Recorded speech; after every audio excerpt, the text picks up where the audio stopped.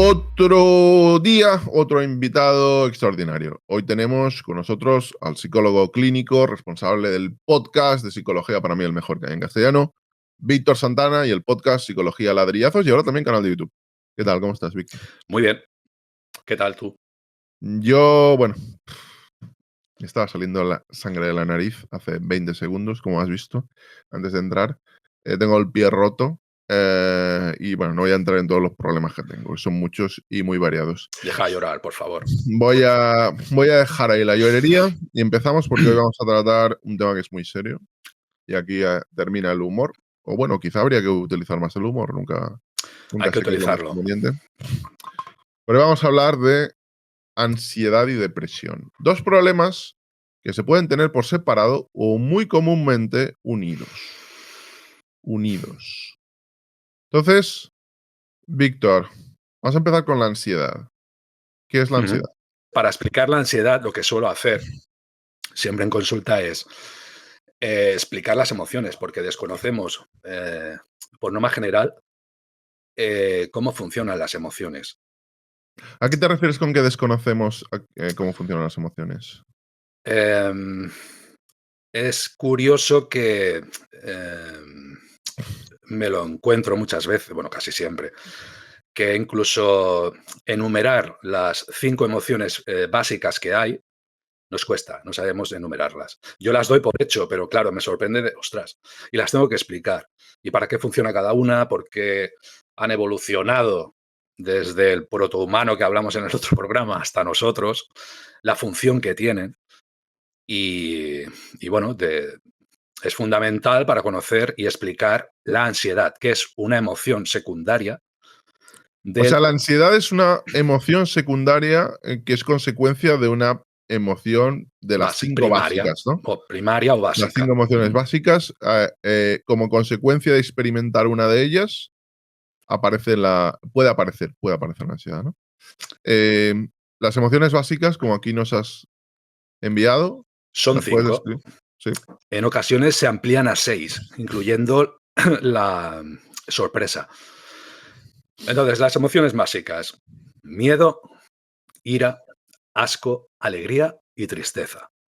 Son 5. La sorpresa, que a veces se incluye, vendría a ser como un reset. Cuando tenemos sorpresa es una puesta a cero, ¿vale? Para enfrentarnos al entorno.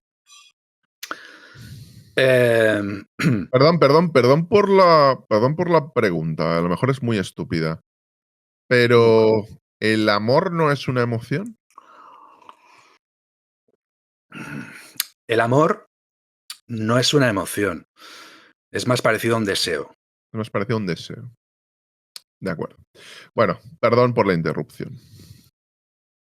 Bueno, Entonces, el miedo, la ira, el asco, la alegría, la tristeza, y dices que en Sí. alguno de los casos la sorpresa, ¿no? Voy a explicar una cosa, ahora que me has dicho esto del amor. Hay mucha confusión también porque se confunde mucho emoción con sentimiento. Las emociones son estas. Ya está, para de contar. Existen emociones secundarias como la ansiedad. A veces también se habla de la culpabilidad, pero yo la incluyo más en sentimiento. El sentimiento, ¿en qué se diferencia de la emoción? El sentimiento implica pensamiento. La emoción es instintiva, es automática, ¿no? Tengo miedo, ¿no? Tenemos una microexpresión de miedo y a continuación vienen los pensamientos. Cuando viene el pensamiento ya viene la ansiedad, ¿vale? Con la ira ocurre igual. El enfado, si piensas, el sentimiento de enfadado, de frustración, ¿vale? Es diferente el sentimiento a la emoción. O por ejemplo, sí, el sentimiento de culpa, el sentimiento de injusticia, que es muy parecido. Digamos que hay un componente, además de la emoción, hay un componente racional, ¿no? O más que racional, pasado por sí, la conciencia, no es algo básico. Exacto, por el neocórtex, por los lóbulos frontales. Vale, volvamos a las emociones básicas. Bueno, nos vamos a centrar en el miedo. Bien. Es algo muy, esto es muy primario, ¿no? Alguien que haya sentido de verdad miedo, pero miedo, pánico, diría yo. Es una sensación prácticamente imposible de olvidar, ¿no? Vemos aquí una especie de ciervo, de gacela, atacado por un tigre. Esto es la naturaleza, la emoción de miedo, la respuesta ante una situación de peligro, es la emoción de miedo. ¿Qué ocurre? El miedo nos podemos enfrentar de dos maneras, luchando o huyendo. Solo hay estas dos respuestas. Incluido en huir, existe la parálisis, ¿vale? De hecho, bueno, cada uno de nosotros tenemos distinta, ¿cómo se diría? Existen diferencias en los cerebros de las personas, diferentes hardware, como os he comentado algunas veces. Te lo explicaré con una anécdota que me ocurrió, que ahora he recordado, para que veas cómo funciona la emoción de miedo. Sabes que yo he estudiado mecánica, ¿vale? Ujú. Hace décadas. Estaba en una clase donde el profesor, recuerdas que los motores llevaban carburador, ¿vale? En los 90. Entonces, estaban en un elevador e intentaba encenderlo echando un poco de gasolina encima del carburador, pero tenía el encendido muy adelantado. Las chispas salían por fuera y dijo, esto no enciende. Y se le ocurrió a Lumbreras echar el bote entero en el carburador. Total, que ahora me río. Hubo una deflagración. Encima del elevador, yo estaba abajo, toda la clase abajo, un chico encima del coche y todos actuamos de diferente manera ante esa situación de miedo, de peligro. Eh, es algo instintivo en ese momento. El chico que estaba encima del coche saltó por la ventanilla casi 2 metros y cayó de pie al suelo y salió corriendo increíblemente, ¿vale? En ese momento la adrenalina te hace un Superman. Otros, por ejemplo, salieron corriendo pero fueron a coger un extintor. Y yo, en mi caso, me quedé paralizado, como en el tiempo bala. Intentaba, ¿qué puedo hacer? Pero en ese qué puedo hacer ocurría todo a mi alrededor y yo me quedé paralizado, por ejemplo. Yo huí en ese sentido, ¿vale? Por eso respondemos instintivamente. No se puede controlar, es lo que tú has comentado al principio. Entonces, es tan primario, algo tan primario el miedo, además, entiendo que debe tener una razón por la evolución. Básicamente nos ayuda a sobrevivir al miedo. Exacto. Es para lo que... Siguiente diapositiva, a ver. Es que Siguiente diapositiva. ni las Aquí recuerdo. vemos. Aquí. Vale. Este es un meme que hice el otro día cuando estaba pensando en el tema. ¿Y sabías que tu cerebro no ha evolucionado para ser feliz?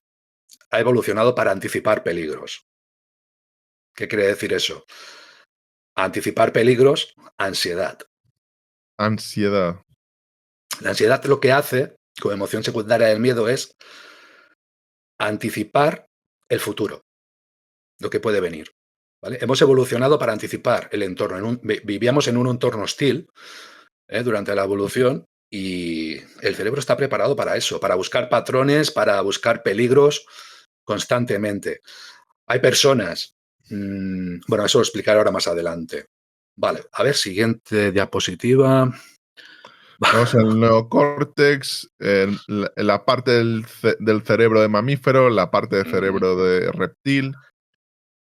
Exacto, esto lo explicamos la última vez, que hay gente que no está de acuerdo con la teoría de Macmillan del el cerebro triunitario, bueno, los tres cerebros en uno. A mí me encanta esta teoría, porque me sirve para explicarlo y que se comprenda bien cómo funciona el cerebro. Tenemos una zona reptil, que es el tronco encefálico, que está teniendo unos 500 millones de evolución cuando éramos reptiles. Tiene ese parentesco con los reptiles. Aquí no hay emoción. Aquí es comer, respirar, todos los mecanismos hormonales del cuerpo y tal, y ya está. El mamífero es donde se incluye la memoria, veis el hipocampo, en el centro. Y aquí ya se incluyen las emociones. Están las amígdalas y el neocórtex, que es la zona más moderna del cerebro, donde están los pensamientos aquí delante. Vale, bueno, lo de al lado es el génesis de Miguel Es la Ángel. Capilla Sixtina, ¿no? Ujú.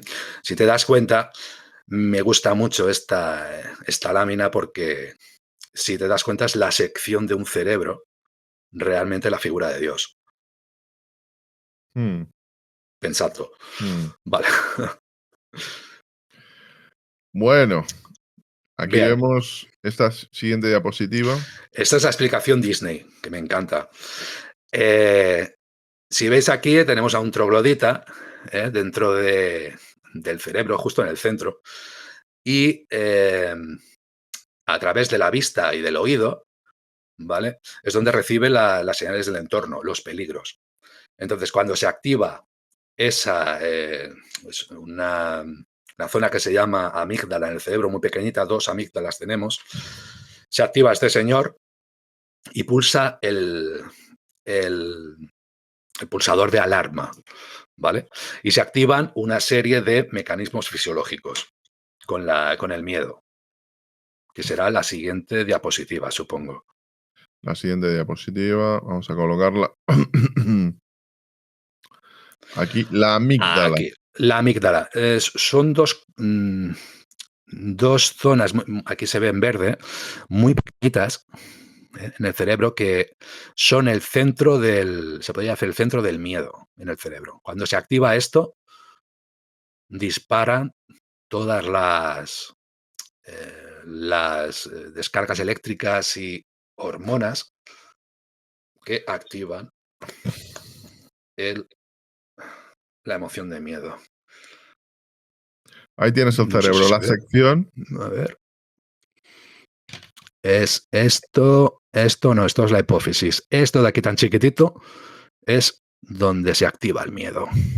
¿Okay? Aquí está el hipocampo, cerebelo, que es el equilibrio, neocórtex, lóbulos frontales, bueno, y todo el tinglado aquí de las hormonas, de la Y tiene hipófisis. que haber gente que tiene muchísima más predisposición a tener miedo que otra, ¿no? Sí, hay diferencias de hardware, como comentamos a veces. Em, entonces, a ver, siguiente diapositiva. Aquí vemos Vale. adrenalina, cortisol, que son, bueno, son hormonas. Cuando se activan la emoción de miedo, comienzan a suceder una serie de reacciones fisiológicas en el cuerpo. Comenzamos a respirar más, mucho más rápido, hiperventilar. Esto vamos a poner que es una situación de mucho estrés, de mucha ansiedad, mucho miedo. Eh, la hipófisis manda una señal a las glándulas suprarrenales de los riñones y estas comienzan a soltar glucocorticoides y adrenalina, ¿vale? Lo que hacen que aumente el ritmo cardíaco y llegue más sangre a las extremidades. ¿Para qué? Para huir, o atacar o huir. Ujú. También se reduce el dolor. Cuando estamos con la adrenalina a tope, te pueden atacar o meter o apuñalar o pegar un zarpazo a un león y no notas ningún dolor porque estás... Uy, se me ha caído la silla, perdón. También el hígado empieza a generar, a soltar azúcar en el torrente sanguíneo. ¿Qué ocurre con esto? La ansiedad, como anticipa el peligro, deja activo continuamente ese pulsador de alarma. Entonces, si toda esta actividad fisiológica la mantenemos en el tiempo, es como si llevaras un motor revolucionado constantemente, llevaras un motor en primera todo el rato. ¿Qué ocurre? Que te lo acabas cargando. El cortisol, el azúcar, puedes acabar teniendo diabetes, puedes acabar O sea, teniendo... perdón, a ver si lo he entendido. ¿Quieres decir que si alguien tiene esta sensación de estrés, de ansiedad, lo que ocurre es que estás forzando a la máquina como forzar un coche, ¿no? Y eso tiene consecuencias físicas, no solo psicológicas. Sí, desde luego, es un problema más a largo plazo, ¿no? Nosotros notamos el agobio, el estrés, el cansancio, el insomnio, todo lo que conlleva la ansiedad, pero físicamente nos estamos machacando. Em, el Podemos tener problemas cardíacos, problemas, de diabetes, el todo lo que, genera el cuerpo con la ansiedad, que es el miedo constante. La ansiedad es el miedo constante. Bueno, a ver, a ver, la emoción de miedo o cualquier emoción dura muy poco, es un momento, son segundos. Todo lo demás son emociones secundarias o sentimientos. La ansiedad como emoción secundaria dura mucho más, los sentimientos duran mucho más y la ansiedad como emoción secundaria puede durar, pues, infinito. O sea, em, ¿qué ocurre? Que todas estas sustancias inflaman el cuerpo por dentro, inflaman los órganos. ¿Y qué ocurre? Que esa inflamación pues acaba atacando también a las, por ejemplo, aumenta el nivel de citoquinas, que son creo que son las Bueno, proteínas.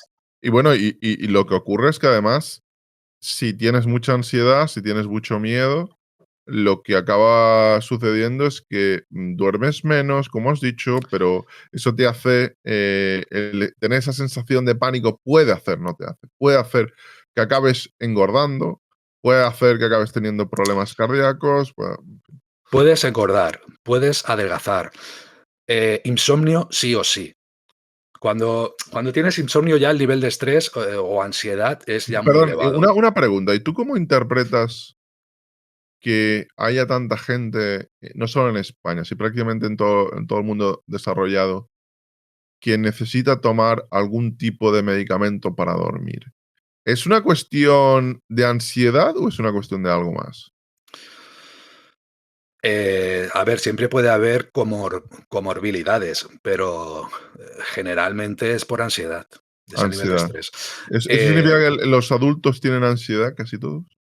sí, y es que también influye el entorno. Después, cuando pongamos las gráficas y tal, se entenderá mucho mejor cómo Vale. funciona. Pero, espera, es que lo estoy enfocando. mm, claro, o sea, todos tenemos ansiedad. La ansiedad es buena.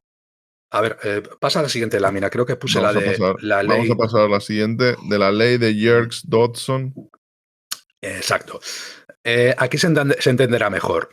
Todos tenemos emociones, todos tenemos ansiedad.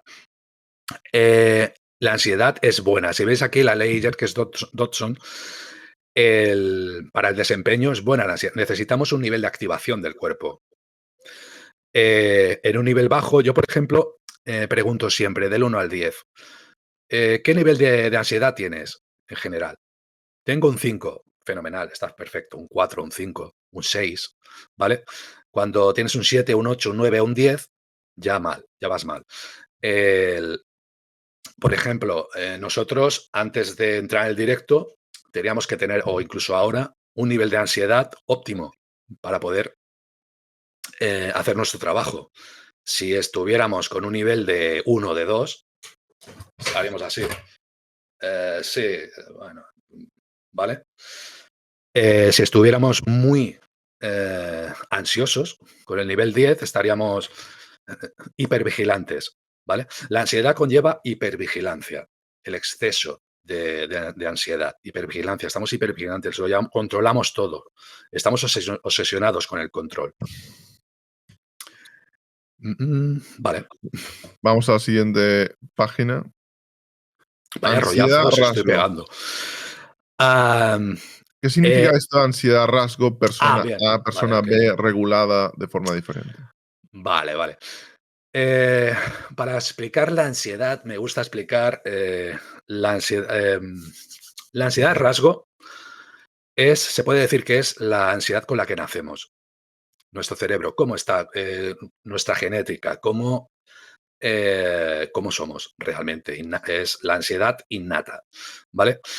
Existen, generalizando mucho, hay niveles, claro, no es un continuo, ¿vale?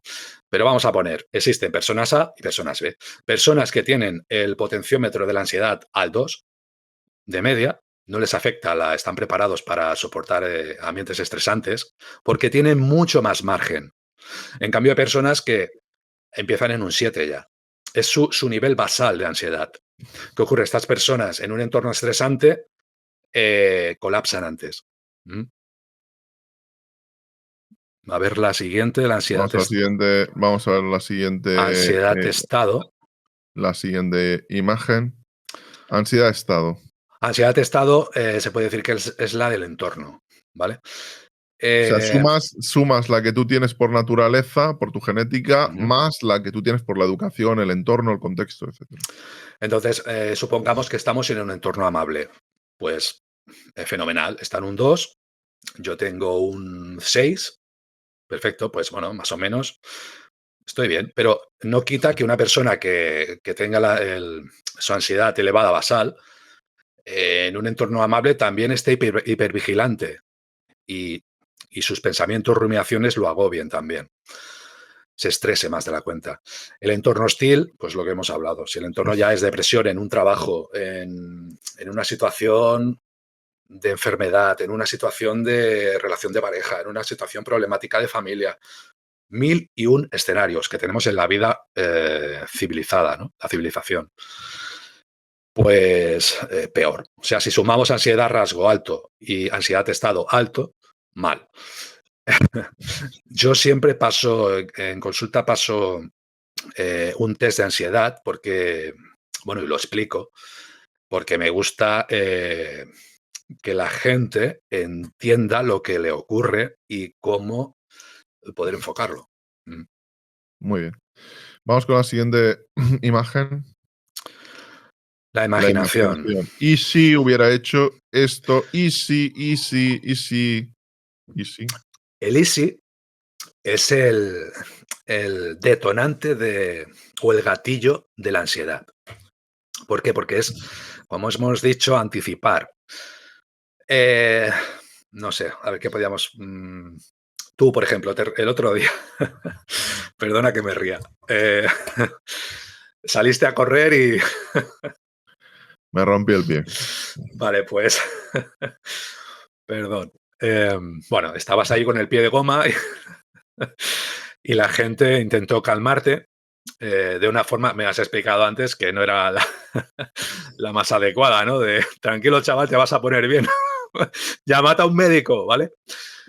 En, en ese momento, ¿cuál dirías que era tu ansiedad del 1 al 10? Eh, la verdad, lo peor era el dolor, pero era más la ira que otra cosa. Ajá. Pero bueno, Ira y dolor. ajá. Estabas atacando al problema, al miedo. Sí, sí, porque claro, bueno, que estés gritando ahí con un hueso roto y la gente te esté diciendo boludeces, con perdón, te pone un poco de los nervios.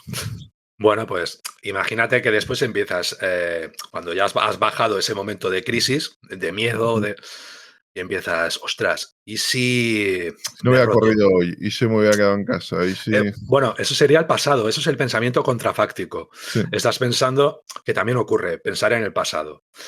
Eh, que pensar en el pasado que te crea el sentimiento de culpabilidad. ¿Ves? Es un sentimiento de, miramos al pasado y ¿por qué no hubiera, por qué, y si no hubiera salido, y si no lo hubiera dicho, y si no me hubiera puesto este calzado, ¿vale? Y empiezas a torturarte. Es una ira autoinfligida, ¿vale? una forma de fustigarte, ¿no? Con la Exacto. memoria. Entonces, la imaginación, ¿qué hace? Pues es eso, mirar al pasado o mirar hacia el futuro.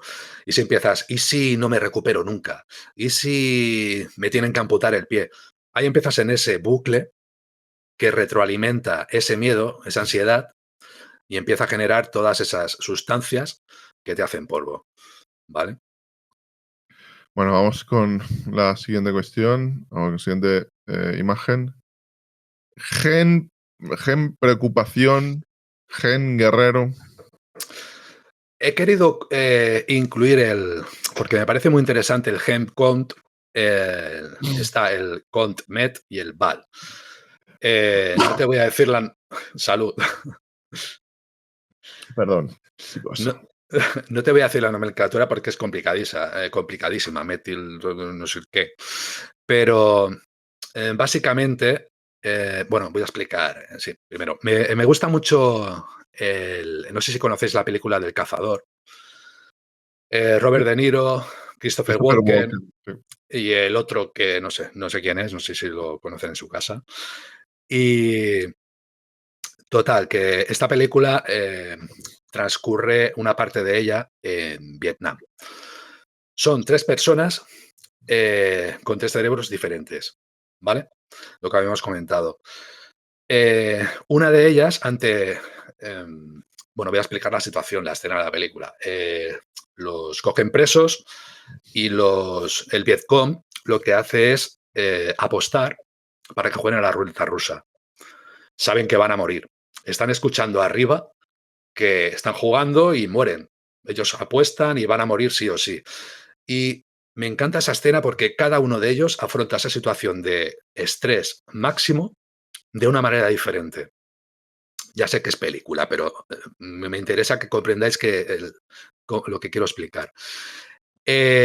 Uno de ellos, el primero, eh, actúa como la mayoría de gente. Es ataque de pánico. Cuando llegamos al 10 de ansiedad, entra el ataque de pánico, el famoso ataque de pánico que parece que te estás muriendo, ¿vale? Es una sensación de infarto. El estrés es tanto y la liberación de sustancias es tan grande que aumenta la presión sanguínea, aumenta el ritmo cardíaco, la respiración, hiperventilas. Entonces, ¿qué ocurre? Le da un chungo y no se controla. En cambio, Christopher Walker se queda paralizado. Se queda paralizado. Ante una misma situación, su cerebro actúa distinto. En cambio, el que controla la situación es De Niro en esa situación. Es el que mantiene la calma. Dices, ostras, ¿pero por qué? Porque su genética es así. Sin entrar, podríamos entrar también en divagaciones de por qué está entrenado, porque su infancia, pero bueno, vamos a centrarnos en genética. De lo que nos informa el gen, los estudios que ha hecho el Berken, es que es un gen que actúa directamente sobre la síntesis de la dopamina. La dopamina es un neurotransmisor excitante. Si tenemos demasiada dopamina en los lóbulos frontales, entramos en lo normal, en pánico, en excitación, en paranoia. ¿Qué ocurre? Pues este señor, el primero, seguramente, el que tiene el gen de preocupación, su gen impide que se sintetice rápido la dopamina. Por lo tanto, tiene más cantidad de dopamina y no puede controlar esos pensamientos, no puede controlar la situación. Quien tiene el gen guerrero le funciona de diferente manera. Entonces, ¿qué pasa? Que sintetiza más rápido la dopamina. La elimina antes, ese neurotransmisor excitante. Controla mejor la situación. Puede tolerar más el estrés. Su potenciómetro está mucho más bajo. Por lo tanto, tiene más margen en esa situación súper estresante para poder pensar razonalmente y no dejarse llevar por la emoción. En el caso de Christopher Walken, se queda paralizado, supera la situación, pero queda tocado, hace catacroker, ¿vale? Tiene un trastorno disociativo, que es un mecanismo de defensa del cerebro que lo que hace es crear otra, bueno, se llama el trastorno de fuga disociativa. Creas una nueva personalidad, una nueva conciencia que funciona a través de la memoria, la amnesia. Bueno, y bueno, pero en general todos van a tener un trastorno de estrés postraumático en un entorno así pero cada uno lo va a vivir de una manera y lo va a digerir de diferente manera. Bueno. Vaya rollazos he soltado. Vamos a pasar a la siguiente. Entorno hostil, un único miedo, morir, la ansiedad. Vale, pensando en la peli me acordé digo, bueno, pues voy a explicar para que se entienda cómo funciona la ansiedad en dos entornos totalmente distintos. Un entorno bélico de combate, vemos como, eh, claro, ahí es combates un día sí y otro también. Cuando vamos al combate estamos en el nivel 10 de ansiedad, estamos rozando el ataque de pánico, estamos, claro, dependiendo de la persona.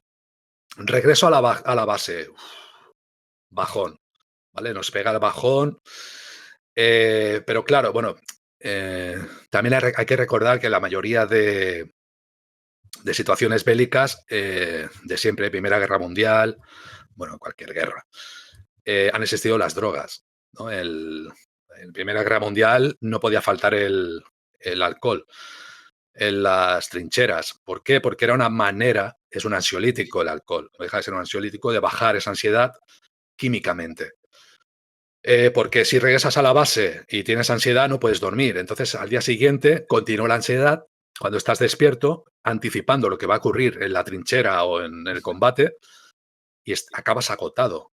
Tú mismo te agotas tu energía. Luego imagínate la mitad, que encima vas al combate y tienes que pasar la noche en la jungla. Ya ni duermes, ni aunque hagas imaginaria, al día siguiente combate. El machaque físico y mental de un entorno como la guerra es el más brutal que hay, ¿vale? Vamos, si te parece, con la siguiente. Además, veo una fluctuación, ¿no? Regreso a la base de anticipación. Es lo que. Anticipación es el antes de No, estoy en la base, estoy seguro, pero es igual, tú estás anticipando que es igual, sigo aquí, voy a tener que enfrentarme sí o sí al enemigo. sí. Moriré hoy. Eres un perdedor.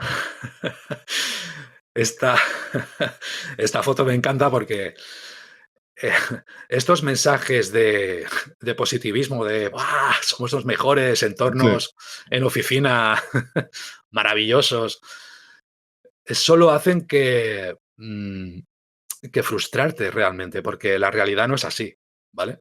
Estamos en un entorno de competitividad en nuestra civilización, ¿vale? En nuestra vida pacífica, en nuestro entorno amable, de competición, de estrés brutal, de máxima eficiencia, y solo falta que distorsionen los mensajes que te dan las redes sociales o la publicidad o la televisión, eh, que te digan que todo es maravilloso y no. La mayoría de veces todo es, bueno, iba a decir una palabra, todo es mal.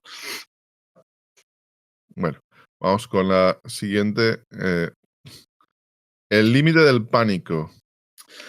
Vale, esta gráfica la hice pensando en un entorno, lo que sería entorno normal, aquí, por ejemplo, donde estamos nosotros, no en un entorno de guerra. ¿Qué ocurre en nuestro día a día civilizado? Pues que continuamos teniendo ansiedad, claro, porque es parte de nosotros.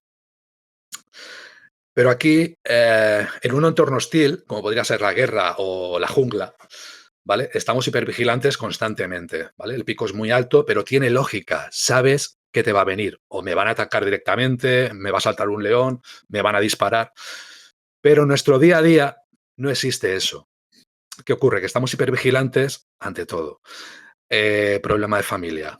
Empiezas a anticipar, ostras, tengo un problema con un familiar y tengo que verlo. Empiezas a, ostras, ¿qué pasará? ¿Y si le digo esto? ¿Y si me dice lo otro? Ya empieza a subir la ansiedad, pum, pum, poquito a poco. Eso suma, es un vaso que se va llenando, es una taza que estoy aquí. Entonces, ostras, ahora me he roto el pie. De casualidad, como yo. Vale, bueno, pues ya sube más. Eh, y encima caída de estado anímico, ¿no? Porque estás incapacitado, ¿vale? Ostras, anticipas. El trabajo, un problema del trabajo. Mi jefe me está presionando, empieza a subir, ¿vale? Ese nivel de estrés, ese nivel de ansiedad. Entonces, vuelvo, descanso por la noche si puedo dormir. Depende de mi nivel de estrés. Estoy a un 8 de ansiedad, no puedo dormir, ¿vale? Las noches en vela. Necesito tomar eh, medicamentos para dormir. La pareja, el problema con la pareja.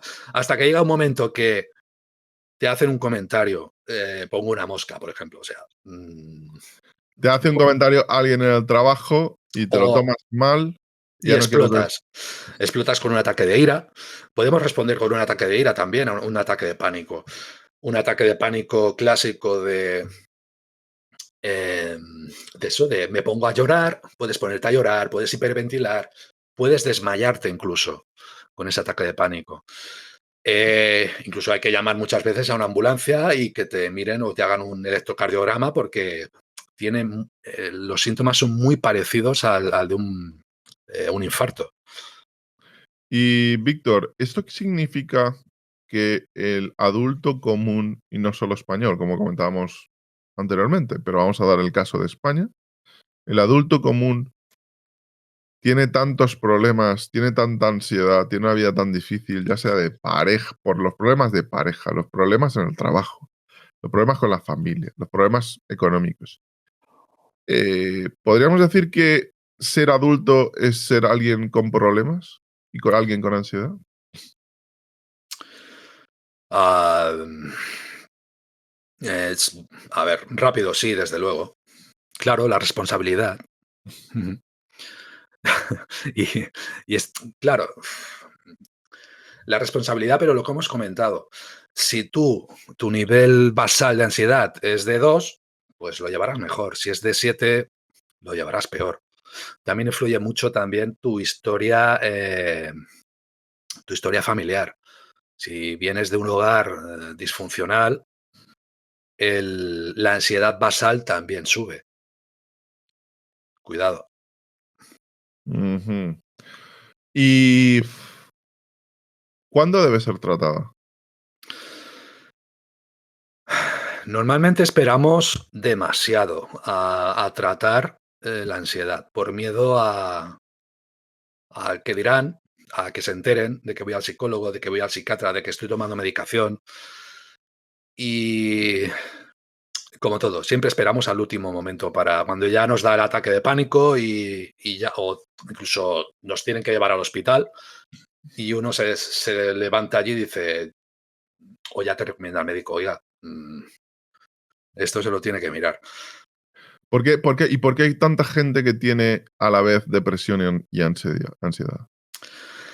Eh, la ansiedad, una de las comorbilidades de la ansiedad es la depresión, porque, claro, la ansiedad nos lleva a pensar al pensamiento catastrófico. ¿Y si todo es malo? O sea, nada va a ser los pensamientos negativos, catastróficos, hacen, como es malo, que aumente la ansiedad, que tengas más miedo. Entonces, esos pensamientos cada vez van dominando más tu mente, la rumiación, y todo tu futuro lo vas viendo, para que se entienda, cada vez más de color de hormiga. ¿M?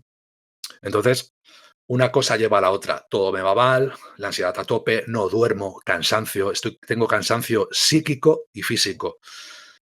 Todo va mal, cada vez lo digo todo peor y al final acaba afectándote al estado anímico. Y de ahí la depresión. Guau. Bueno, y que vivimos en un entorno súper competitivo y cada vez más. Te falla el trabajo y estás frito, por ejemplo. ¿Tú crees que ahora hay más ansiedad y depresión que nunca? Buena pregunta. Me voy a decirte que no. Lo que pasa es que ahora estamos más informados, pero ten por cuenta que desde la primera revolución industrial comenzó el estrés de las fábricas, del entorno, los barrios marginales, el alcoholismo.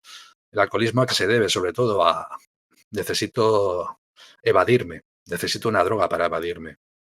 Pero yo diría que todo el mundo, desde que comenzó el mundo moderno, seguro que se ha mantenido el nivel de ansiedad.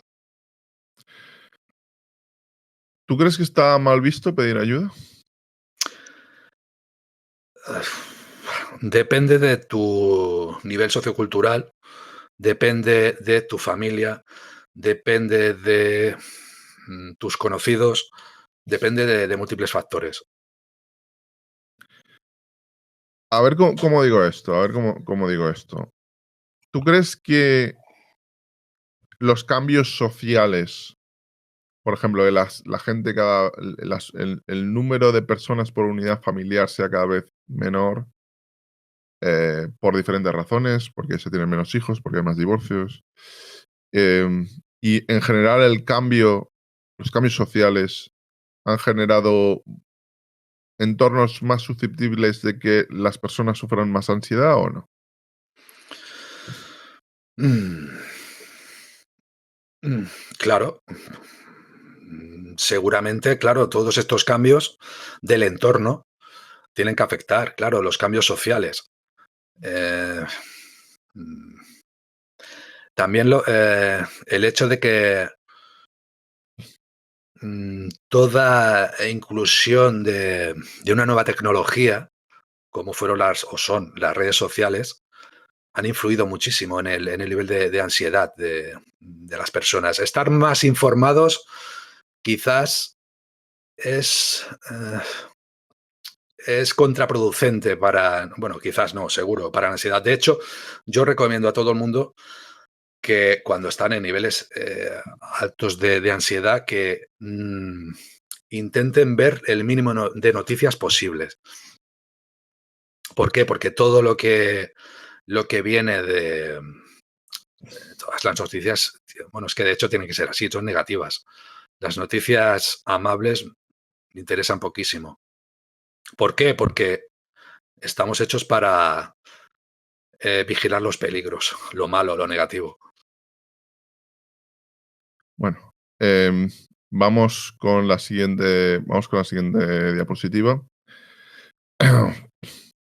Ah, vale. Miedo, pensamiento obsesivo, el círculo adictivo del TOC, la ansiedad y el placer. Vale, esta lámina la hice porque, digo, a ver cómo explico. La ansiedad puede ser también una comorbilidad de la ansiedad, puede ser el trastorno obsesivo compulsivo, que de hecho la mayoría seguro que tenemos alguna manía y nos veremos reconocidos en ella. Por ejemplo, Por ejemplo, el funcionamiento he puesto adictivo porque el TOC tiene muchos puntos en común con cualquier adicción. El miedo nos hace, el miedo, por ejemplo, tengo miedo o fobia a los gérmenes, ¿vale? Comienzo a pensar, ostras, he tocado el pomo de la puerta. ¿Y si tiene un virus? ¿Y si tiene una bacteria? Aumenta la ansiedad, como veis se aumenta la ansiedad, aumenta el malestar y realizo una conducta compulsiva. ¿Cuál sería? Lavarme las manos. Entonces, rebajo la ansiedad. Me he lavado las manos y he recibido una recompensa, un refuerzo positivo. ¿No? Ostras, un placer. No deja de ser un placer. ¿Qué ocurre? Que después volvemos a pensar en ello. Ostras, ahora he tocado X. Si nuestro nivel de ansiedad está muy alto, esos pensamientos también son más catastróficos y son mucho más redundantes. ¿Vale? Y ahí comienza el círculo vicioso. Entonces ahora, si pasas a la siguiente diapositiva, es lo que ocurre con las drogas. El mismo funcionamiento. vamos con la siguiente cuestión. ¿Qué ocurre? Ahora sí que cerramos el círculo. Eh, Volvemos a tener esos pensamientos obsesivos, pero imagínate, estás en la calle y tocas algo y, ostras, he tocado una papelera. O estoy en el metro y he tocado la barra y ahora tengo bacterias. Bueno, tengo miedo, empiezo, ostras, me habré tocado, ahí vienen los ¿y si? ¿Y si me he tocado la nariz? ¿Y si me he tocado el ojo? ¿Y si comienza a aumentar la ansiedad? El pensamiento catastrófico comienza cada vez a ser más catastrófico, ¿vale? Y si tal, y si cojo algo raro y al final me tengo que acabar, la ansiedad continúa y ya tenemos que realizar la conducta no por placer, sino por refuerzo negativo, es decir, porque nos sentimos mal. Nos lavamos las manos, pero ya el refuerzo ya no es, ya ese placer no es tan, ya no es tan grande como al principio, como en las drogas. Ya has cogido tolerancia. Entonces vuelve el pensamiento y ahora me tengo que lavar. ¿Por qué? Porque si no me lavo, lo paso mal. Lo pasas mal. Ansiolíticos, los medicamentos. Bueno, que en Estados Unidos se utilizan. Claro, es que se habla de la crisis de los opiáceos en Estados Unidos, la crisis de los medicamentos contra el dolor físico, pero en el fondo lo que ocurre es que se está ocultando una crisis enorme de drogadicción para tapar el hecho de que hay millones de personas que por diferentes razones intentan sobrepasar sus límites o poder sobrevivir a su día a día de tortura, ¿no? De pesadilla, de las deudas, de no poder llegar a fin de mes, de los problemas familiares, de lo que sea. Probablemente como ocurrirá en muchas otras naciones, pero quizá allí incluso tal vez un poco más. Los medicamentos, los ansiolíticos, que también tienen que ser necesarios, por supuesto, en algunos casos. Los ansiolíticos son una maravilla. Pero claro, es como todo. No se recomiendan tomar más de 3 o 4 semanas, por ejemplo, el ansiolítico, las benzodiazepinas. ¿Por qué? Porque acabas, como cualquier sustancia, acabas adquiriendo tolerancia. Cada vez necesitas más dosis. Incluso para dejarlos, tienes que bajar gradualmente para que no haya un efecto rebote neuronal, ¿vale? Una activación que incluso te puede hacer temblar las manos, puede aumentar esa ansiedad, ese efecto rebote, porque el cuerpo busca la homeostasis. Si lo desequilibras, le das más caña al sistema parasimpático, cuando le quitas esa droga que lo mantiene ahí abajo, ¿vale? Bajas la ansiedad. Estoy en un 8, me tomo el ansiolítico y bajo a un 3. Hostia, genial, ¿no? Después ya empiezas a necesitar más cantidad de ansiolítico. Si lo quitas de golpe, ostras, he subido a un 8 o me ha dado un ataque de pánico. Eso puede ocurrir. Por eso lo que se recomienda, aparte del ansiolítico, es la terapia. ¿Por qué? Porque la terapia es psicoeducacional y nos enseña, de alguna manera, a poder controlar nuestra mente, ¿vale? Nuestra mente, nuestra anticipación, nuestra imaginación, si controlamos eso, si somos más conscientes de esos pensamientos automáticos, podemos controlar esa ansiedad. O sea, controlar en cierta medida, intentar controlar. Vamos con la siguiente cuestión. Bueno, siguiente lámina. Soluciones. Si vis pacem para bellum. Si quieres paz, prepárate para la guerra. Yes. Pues soluciones. Lo que hemos comentado, el miedo. La mayoría de problemas que genera la ansiedad ocurren. ¿Por qué va más la ansiedad? Porque evitamos. Es la evitación, el huir, la huida. Entonces, para poder superar la ansiedad o el miedo, tenemos que enfrentarnos a él, tenemos que luchar. Y de lo que va la terapia, básicamente, es de poder enfrentarnos a esas situaciones que nos generan estrés gradualmente, como el veneno. Si tomas una dosis de veneno letal de golpe, mueres.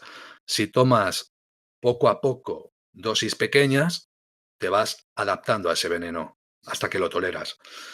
Exactamente igual con nuestras situaciones estresantes. ¿Tú cómo tratarías a alguien que, por ejemplo, tiene ansiedad porque teme hablar en público o porque teme relacionarse con su padre? Que tiene pánico. Ya lleva 5 años o 10 sin hablarse. ¿Tú cómo tratarías a alguien así? Pues tendríamos que, bueno, como hemos dicho, no me gusta existe la terapia, terapia inundación, que sería, te da miedo hablar en público, venga, ponte ahí delante de 300 personas, pero, a ver, eso funciona en las películas, pero seguramente entrarías en pánico, ¿vale? Te quedarías paralizado o te darían yuyu. Entonces lo que se hace, pues gradualmente. Venga, vamos a ver. Primero vamos a hacer una exposición o haz una exposición delante mío o en confianza. Después con 2 personas. Luego, venga, un poco a poco, ¿va? Gradualmente. Hablar con tu padre. Vale, pues primero vamos a hacer una carta, por ejemplo. Venga, suelta lo que tienes dentro. Después vamos a hacer una técnica que es conocida como es bastante potente, la silla vacía, que ya incluyes emociones un poco más fuertes para ir acostumbrándote a o enfrentarte a esa situación final, que al final nunca sale como tú tenías pensado, porque todo lo que piensas es catastrófico. Bueno, vamos con la siguiente lámina. Depresión. Depresión. Tratando de sacar al caballo. Recuerdo la escena de esta película, bastante terrible. Me Historia interminable. encanta, me encanta esta escena porque refleja perfectamente, para mí, en lo que consiste la enfermedad de la depresión. La depresión está incluida dentro de los trastornos de estado anímico. ¿Y qué te podría contar de la depresión? Mm, ¿Qué quieres saber de la depresión? Quiero saber cómo se cae en depresión.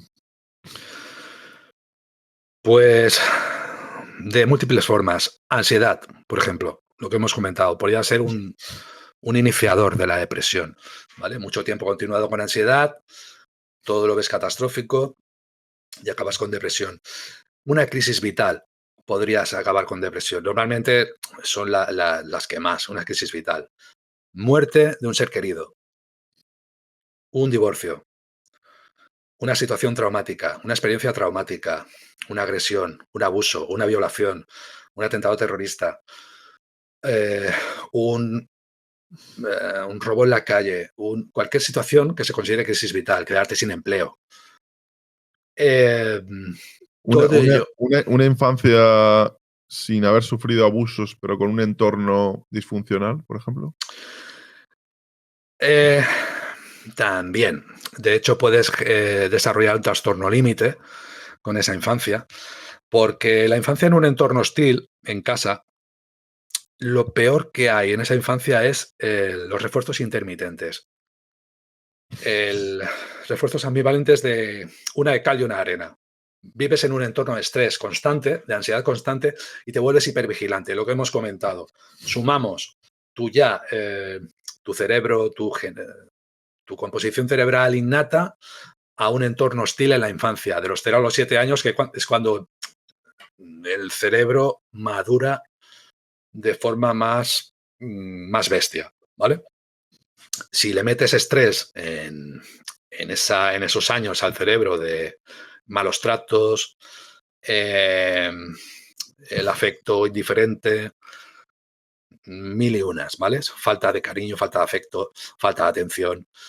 Eh, Todo ese estrés afecta también a tu cerebro, ¿vale? Entonces, afecta al estado anímico, a tu nivel de ansiedad basal. ¿Y cómo? A ver cómo digo esto. Antes has dicho que tú crees o consideras que el tratamiento más efectivo para luchar contra la ansiedad es ir gradualmente exponiendo a esa fuente del miedo, a lo que te da miedo, sea lo que sea, hablar en público, un familiar, no sé, un comportamiento, una acción, exponerte a eso. Y para tratar la depresión, ¿cómo crees que es la forma más efectiva de hacerlo? La depresión, a ver, pasa para adelante las láminas, a ver si las Vamos a ver. recuerdo. Etapas del proceso de Vale, pérdida. las etapas del proceso de pérdida. Vale, bueno, esto es lo que he comentado de Sí, negociación, ira, negación, aceptación, depresión. estas etapas, no sé si es de los años 60, la profesora Elizabeth Kubler desarrolló estas 5 fases cuando sufrimos una pérdida. Pero esta pérdida se puede extender a cualquier crisis vital también.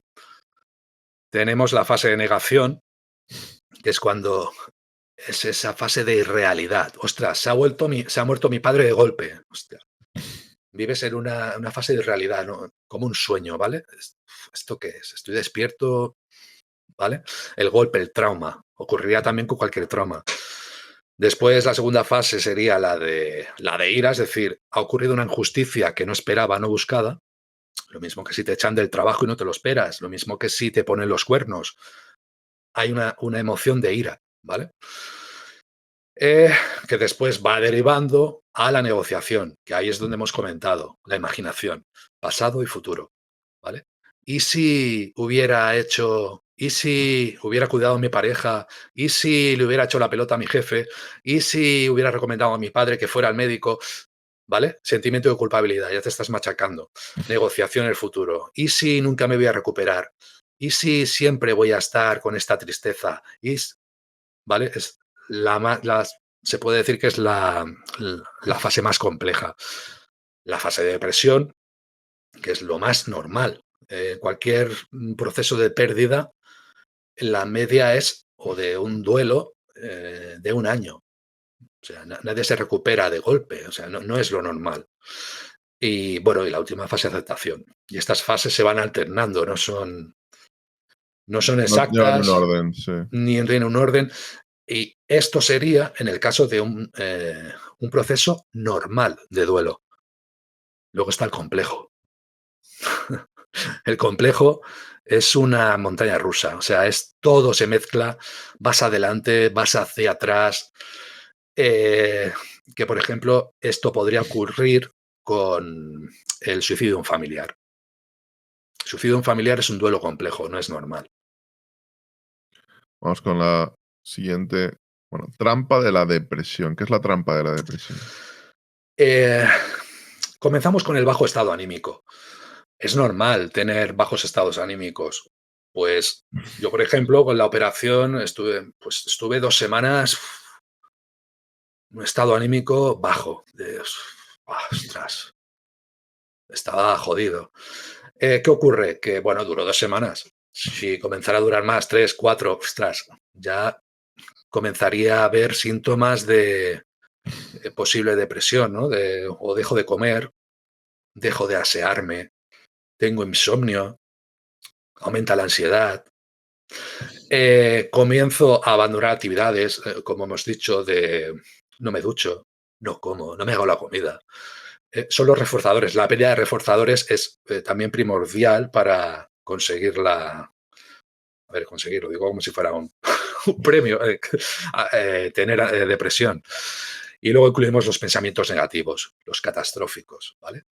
Eh, pero los de la depresión son algo diferentes a los de la ansiedad. Y ahora creo que la siguiente lámina que había hecho. Sí, vamos a verla, de hecho. Dos voces: lógica, normativa y crítica, Ujú. intuitiva, flexible y compasiva.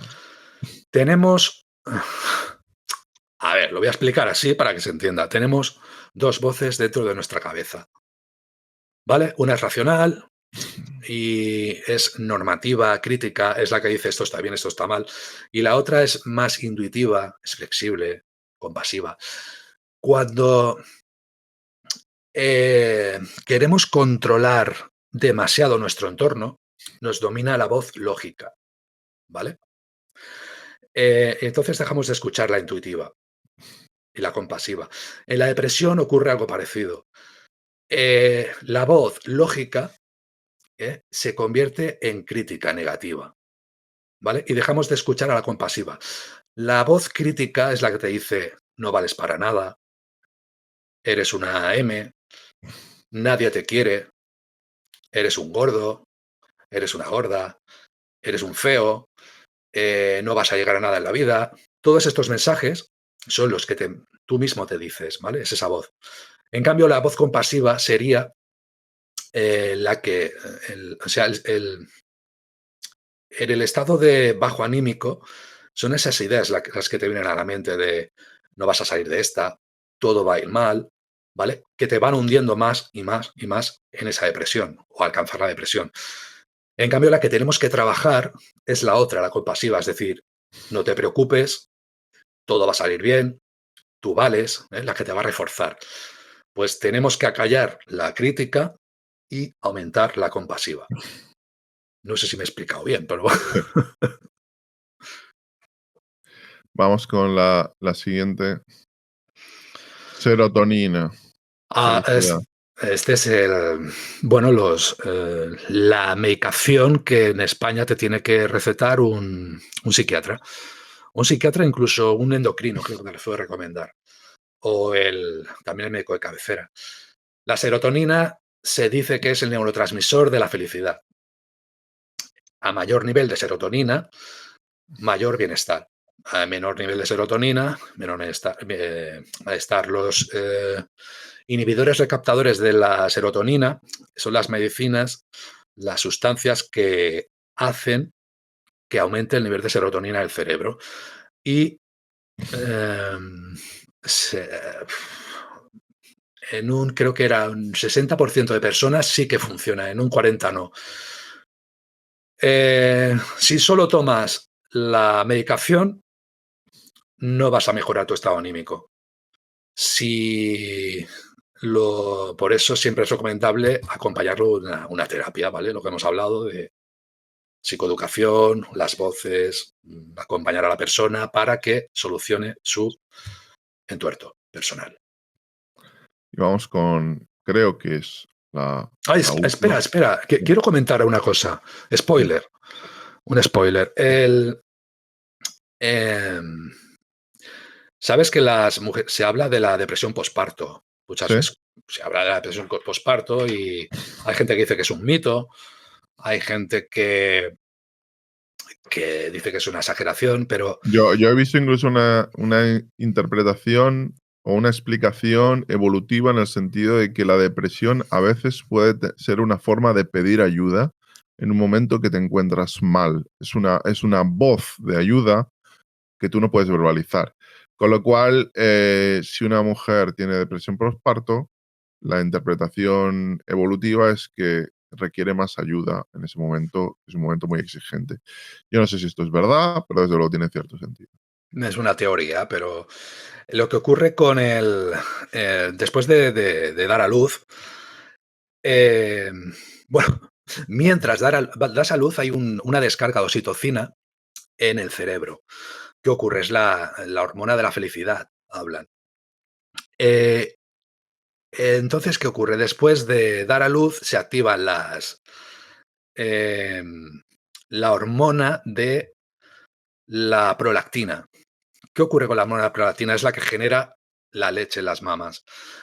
Esta hormona tiene un efecto secundario que es bajar la depresión, bajar el estado anímico, ¿vale? O sea, que hay química detrás de ese estado de depresión.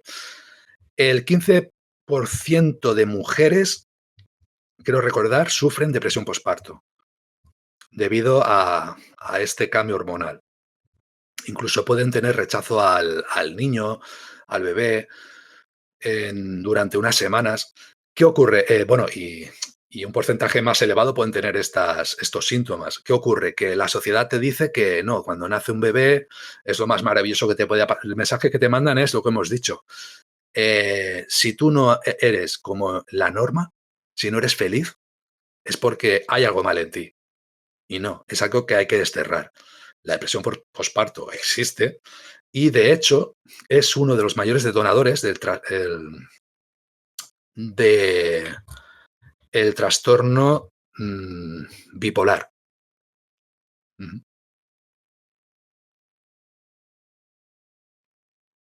No te escucho, Jordi. Perdón. Ahora. Vamos con, si te parece, con la última diapositiva. La teníamos por aquí, la tenemos preparada. La pirámide de Maslow. A ver. Bueno, lo de la pirámide de Maslow es la famosa pirámide de las Sí, necesidades para, se supone, ser feliz. Entonces, son 5 escalones. La primera son las necesidades fisiológicas, es lógico cuando hay techo, eh, comida, sueño, eh, Y Maslow también incluía el sexo. Hay gente que no está de acuerdo con ello, pero bueno, él lo incluía aquí, como una necesidad fisiológica. De hecho, es una necesidad fisiológica. La segunda necesidad de seguridad. Bueno, aquí sería, sí, el techo, una vivienda, un empleo, ¿vale? Algo que te pueda sustentar. La necesidad social de apoyo, que esta es fundamental para todo.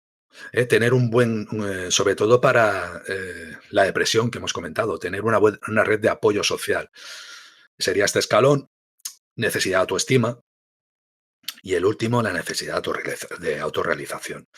El quinto escalón, casi nadie accede a él, porque requiere edad, normalmente, una experiencia vital y poder tener esa seguridad. Si no hay seguridad de empleo, por ejemplo, no podrás acceder a la necesidad de autorrealización, pero sí a la de red social. No te escucho, Bueno, Álvaro. Víctor. Me gustaría que trataras por favor la forma en la que debe tratarse la depresión. La depresión, vamos a ver.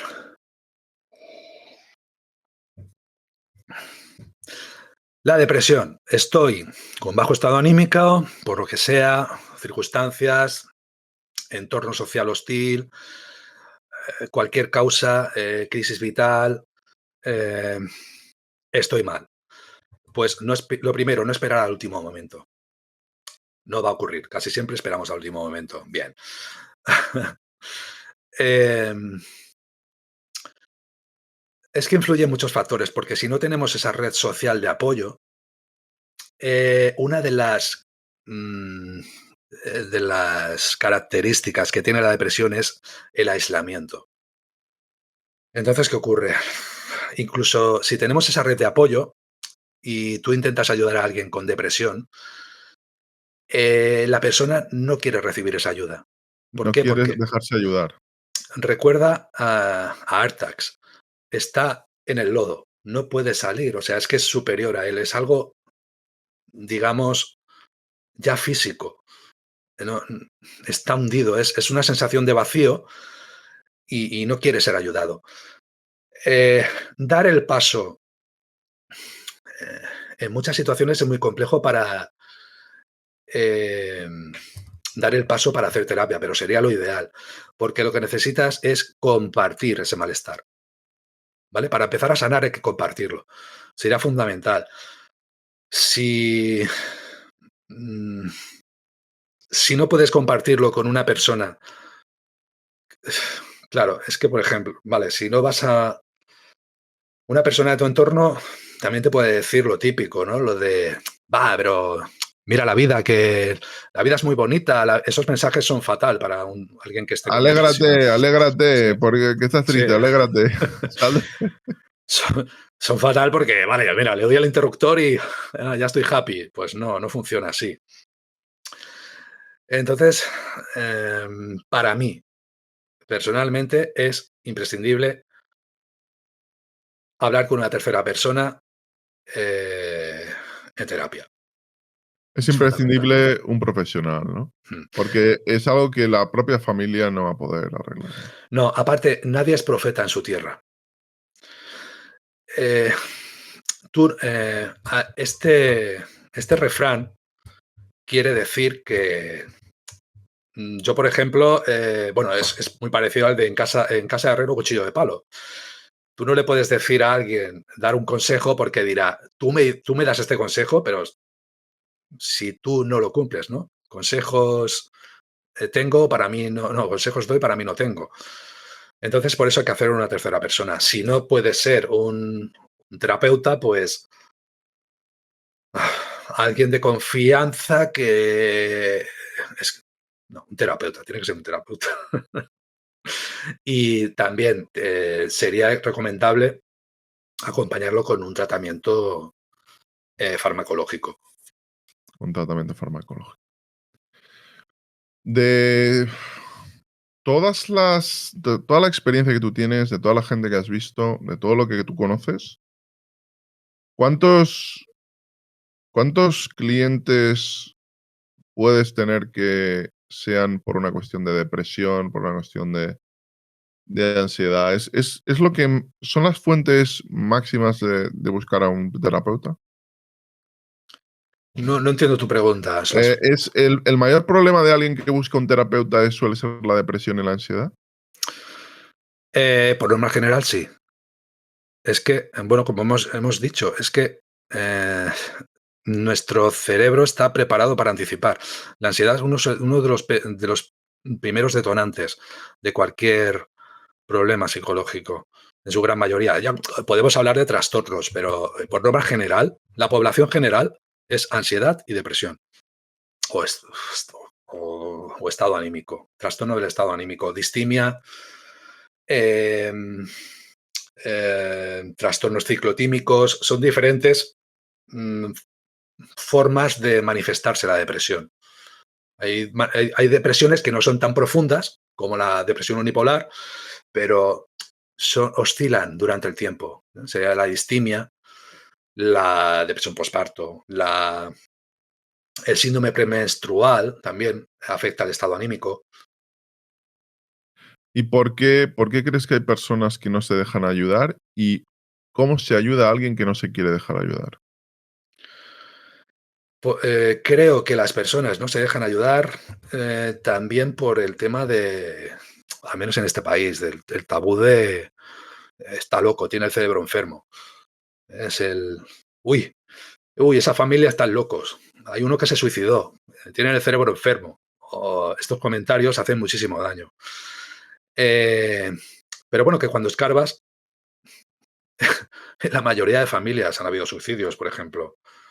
Eh, Ahora, bueno, también podía profundizar más lo que te referías a cómo tratar eh, la depresión. Es que hay que hacer un trabajo de análisis funcional de esa persona. ¿Qué es el análisis funcional? Tu infancia, tu adolescencia, relación con tus padres, relación con tus hermanos, relación con tus amistades, relación con tu trabajo, cómo es tu vida. Hacer todo, ponerlo en un plan, en un mapa, pam, pam, pam, pam, pam, y organizar todo. Todo eso que está desorganizado, porque con la depresión está todo desorganizado. Ordenarlo y devolverlo de otra forma a la persona. Y bueno, etc, etc. Repito la pregunta. ¿Y cómo se ayuda a alguien que no se quiere dejar ayudar? Con paciencia, con paciencia. Estando ahí picando piedra. Porque llega momentos en que volvamos a Artax y Atreyu. ¿Qué ocurre con Atreyu? Atreyu se desespera, tira de las riendas, intenta hacerlo por las buenas. Te quiero, te comprendo, pero no puede. Artax no puede salir del fango. Pero después le entra la ira. Sal de ahí, cabezota. Estoy harto de ti, no sé qué. ¿Vale? Y una persona que intenta ayudar a alguien con depresión pasa por esas fases de tengo empatía, quiero ayudarlo, pero llega un momento en que te frustras porque ves que no hay reacción. Pero es que es otro círculo vicioso. Es que esa persona no puede reaccionar. Mucha paciencia y estar ahí. Bueno, bueno, chicos, creo que es una conversación muy interesante, interesantísima, pero sabéis que en la segunda parte de este programa siempre están lo más apasionante, que son vuestras preguntas. Víctor, vamos con las preguntas de los oyentes. Oye, he soltado mucho rollazo porque me he puesto en plan metralleta, me parece, ¿no? ¿O no? No, está muy bien, está ¿Sí? muy bien. Sí. ¿Estás preparado, Víctor? Pero, ¿qué voy a hacer? ¿Consultorio? Esto es consultorio. Pues, un momento, entonces quiero hacer algo.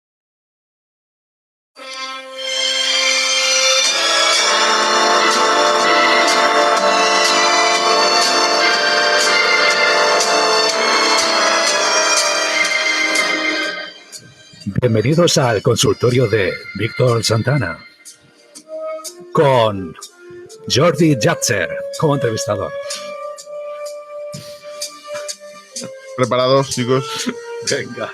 Vamos con la primera cuestión. La primera cuestión para Víctor. Bueno. El vomitorio pregunta. ¿La depresión de cara al exterior se ve como un estigma, como una excusa? ¿Cómo se ve? Como un estigma. ¿Y por ¿No qué? se ve como una excusa? ¿No quieres hacer esto porque dices que tienes depresión, pero en el fondo eres vago o eres...? Como un estigma porque la depresión intentamos ocultarla.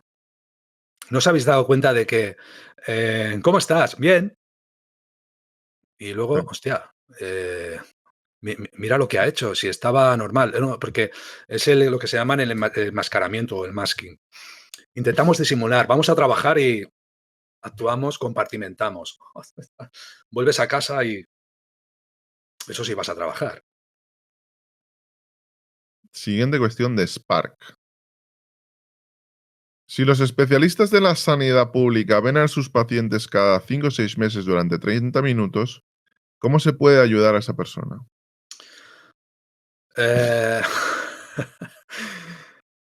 No se puede ayudar. O sea, si en 30 minutos, ¿qué puedes hacer? En 5 o 6, bueno, claro, cuando pides cita te dan para 5 o 6 meses, luego son 30 o 20 minutos. No puedes hacer nada. No. Una terapia de calidad debería ser mínimo 1 hora y una vez a la semana, como mínimo. 1 hora, una vez a la semana, y entiendo que no eternamente, ¿no? Tiene que tener un objetivo, un fin, ¿no? Exacto, tienes que tener, claro, una vez recibes la demanda, lo que demanda esa persona o lo que tú crees que necesita, pues haces un plan de trabajo. Entonces comentas, vale, vamos a trabajar esto, esto, esto, y yo creo que esto en X sesiones, 14, 15, lo vamos a solucionar. Y si en 6 sesiones no hay mejoría, tienes ya por ética profesional que decir, mira, veo que yo no sé tocar la tecla que puede ayudarte. Vamos con la siguiente cuestión de Sandalio. Muchas personas después de una odisea médica tiran la toalla. ¿Tú qué opinas de esta gente que pasa por un periplo de profesionales y no le resuelven la cuestión? ¿Cómo te explicas eso? Es que es desesperante. Cuando uno tiene sobre todo una dolencia crónica, para el estado anímico es una bomba nuclear. O sea, es que es la indefensión aprendida, no ver salida. Es terrible. Es lógico. Es muy, muy complicado tratar a alguien con una enfermedad crónica, con dolor, es fatal.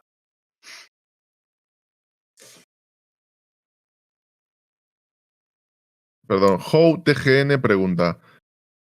¿Y se puede preguntar por los mal diagnosticados por TEA? Entiendo que trastorno del espectro autista. ¿Qué ocurre con esas personas que están diagnosticadas por cualquier otra cosa y acaban con una depresión y en el fondo lo que tienen es autismo y no son aceptados por ello? El problema de los diagnósticos del TEA es que hay muy pocos profesionales que comprendan el espectro. Diría que es uno de los peores problemas. A ver, voy a poner un ejemplo. Me llamaron hace unos meses para tratar a un chico adolescente con altas capacidades, TEA, pero tuve que decirles que no, porque no soy especialista en TEA. No sé si se entiende. Sí, claro que lo podía haber cogido, pero ¿No considerabas que no, tuvieras el conocimiento, la especialidad no en...? estoy preparado para... Y el problema es ese, que hay profesionales que Venga, ¿qué tienes? ¿Trastorno? En lo que sea, ¿no? Y Hago de todo, hago algo que quieres, gotelé, lo que sea, ¿no? Espera que sí, sí. me miro aquí un tutorial de YouTube y, Mi no tengo filtro, venga. El TEA, eh, tú que eres como ese, como el Sheldon ese, ¿no? Ese. Tú estás bien, chaval, tú no tienes nada. vamos con la siguiente cuestión del vomitorio. Cuando la depresión termina en suicidio, ¿es fallo del sistema de salud, del médico, del paciente? ¿Qué ha fallado? ¿Qué ha fallado? Es que es multifactorial el problema del suicidio. Es multifactorial, es complejísimo. De hecho, aparte de que sería un coste complicadísimo, lo que habíamos comentado para un Estado intentar atajarlo, eh, tiene tantas aristas, tantas variables que mm, es que no sabemos, no, no sabemos ni cómo atajarlo, ni de hecho por qué existe el suicidio, lo que hemos comentado evolutivamente, ¿no? ¿Por qué? ¿Por qué? ¿Qué razón tiene? Ujú. Es multifactorial. No, no se puede aducir a un fallo de. No, el fallo es del sistema. El fallo no. O de la persona, no, porque él tenía su estado basal de ansiedad al 10. No. Vamos con la siguiente cuestión del RU. ¿Doble depresión o distimia? ¿La solución es la misma que con una depresión entre comillas normal? ¿Puedes explicar qué es la doble depresión? Depresión o doble depresión no la conozco, pero imagino que Disti- distimia, habla de la distimia. ¿Qué es Eh, la distimia? la distimia es una depresión que oscila, suele durar una media de 2 años, quiero recordar, y si viéramos la gráfica de una depresión unipolar, ¿vale? Haría una bajada muy pronunciada y volvería a subir si se corrige durante un año. La depresión, la distimia, hace esta oscilación. Estoy bien, estoy mal, estoy bien, estoy mal. Son como una especie de. Bueno, no me sale la palabra. O son ondulaciones. Son Ondulaciones. ondulaciones no tan severas como la depresión unipolar. Eh, Habría que hacer igual, análisis funcional, ver cómo funciona la mente de esa persona, hacer un trabajo de recolocar todo y seguramente también eh, la farmacología. Siguiente cuestión de G. Trabanco. ¿Puede una persona estar deprimida y tener momentos de felicidad, incluso aparentar completa normalidad? Sí, incluso en esos momentos de felicidad sentirse culpable. Mm. En un duelo, por ejemplo. En un duelo ha muerto a un familiar y estás apenado, pero no sé, en alguna situación graciosa te ríes y al momento, sentimiento de culpabilidad. Pregunta al vomitorio. ¿Hay que tocar fondo para poder salir? No, pero desgraciadamente casi siempre esperamos a tocar fondo. ¿Es eso bueno? Eh, no es bueno, pero lo bueno, por ejemplo, si vienes a mí y me dices he tocado fondo, es que ya puedes caer más abajo, o sea, solo hay una salida, ¿no? Para arriba. Ya has tocado fondo, vale, perfecto, fenomenal, para Pero arriba. claro, una persona que acaba en terapia normalmente es porque o está muy mal, supongo, dime tu opinión por tu experiencia. ¿Suele ser una persona que está verdaderamente mal y ya es que no queda otra? ¿O es que le han traído a rastras? ¿En qué momento de su problema acude? ¿Acude cuando ya está verdaderamente mal? Como último recurso normalmente. Normalmente. Como no tengo herramientas, me veo superado por la situación y, y ya es que hasta incluso mi familia me dice que, o como tú dices, arrastrado alguna vez. Mm. Vamos con la siguiente cuestión. A ver. Aunque bueno, Eh, también sí. existe el consultante que, no, estoy bien, solo que quiero, que sería lo ideal, me noto raro, tengo aquí una cosa que tal y genial. ¿Por qué? Porque la recuperación es mucho más rápida. Quizás 3 sesiones, 2, listo. Sandalio dice: muchas veces los médicos diagnostican erróneamente. Vas a 3 psiquiatras, uno te dice que tienes ansiedad, otro que tienes depresión, otro esquizofrenia y otro trastorno de personalidad. Así es. ¿Tú crees que en el mundo de la psicología, de los psicólogos, de los terapeutas, hay demasiada subjetividad? ¿O como dice él, o no? Totalmente. De hecho, yo paso test. A mí me gusta pasar test, pero el Milon, que me gusta mucho, que es el de trastornos de personalidad y psicopatías, nunca lo paso porque no me gusta, porque incluso puede hacerme distorsionar el etiquetar a la persona y hacerme llevar a un diagnóstico erróneo. Y prefiero, es que yo, a ver, mi orientación es más humanista, es más la persona. Mm, si quieres una etiqueta, ve a un psiquiatra. Pero claro, es lo que comenta. He ido a varios y cada uno me ha dicho, no, es que tú tienes esto, tú eres lo otro. Qué flaco favor, porque claro, ahora miras en Google, antes no, porque tenías que comprar el libro, pero ahora miras en Google y, hostia, me ha dicho que tengo un trastorno clúster A, esquizotípico. Miras y, hostia, hostia. Y ya, claro, claro, hostia, es por esto que mi vida es un desastre. El vomitorio pregunta: ¿depresión genética? A ver, aquí me gustaría preguntarte, porque yo conozco el caso de personas que han caído en depresión, pero verdaderamente jóvenes. Te estoy diciendo 14 años, 15 años, y a partir de ahí las recuerdo prácticamente de depresión el resto de su vida, fuera del entorno laboral, prácticamente aislados y protegidos por sus familias. O el caso de Iniesta, que tuvo depresión, una estrella del fútbol, rico, con una familia, en teoría no debería tenerla. Ah, ¿hay personas muy, muy predispuestas a ello por una cuestión genética? Hay alguna predisposición genética en algunas personas. Es la variancia genética de los cerebros, bueno, de las personas. Hay personas que tienen más predisposición, tanto con la ansiedad como a la depresión. Una cosa que acabo de recordar que la gente no sé si sabrá, incluso un régimen, una dieta muy agresiva te podría provocar depresión.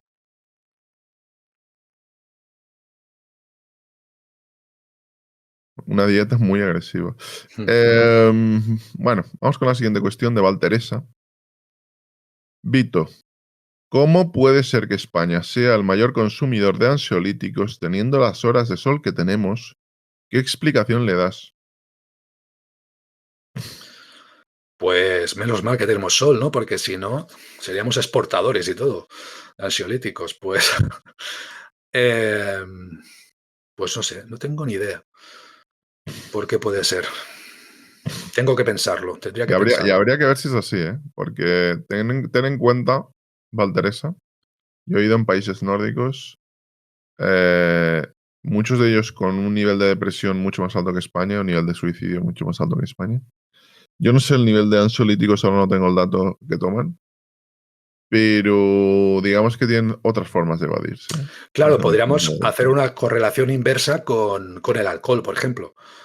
Quizás hay una correlación inversa y beben más alcohol que ansiolíticos, porque también, como hemos dicho, el alcohol es un ansiolítico, reduce la ansiedad. Vamos con la siguiente cuestión de The World is Your Oyster. Jordi, ¿podrías preguntarle a Víctor, sí que te lo voy a preguntar, Víctor, si crees que el TLP puede llegar a mejorar considerablemente con el paso de los años? Entiendo que el trastorno límite de la personalidad, ¿no? Se suele atemperar con la edad. Pero a ver, corrígeme si me equivoco, porque este es un tema que me interesaba mucho desde la primera vez que lo escuché en este, vamos, básicamente en ciertos podcasts de Estados Unidos y luego haciendo memoria, acabé, bueno, recordando que he conocido a alguna persona así. A mí me impresiona mucho, ese tipo de personalidad me impresiona mucho. Si has conocido alguna vez a alguien con TLP, y lo has conocido bien, ¿eh?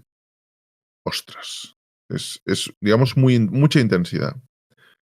Pero, hasta donde yo sé, hay tratamiento farmacológico relativamente eficaz. Otra cosa es que la persona quiera someterse a él, ¿no?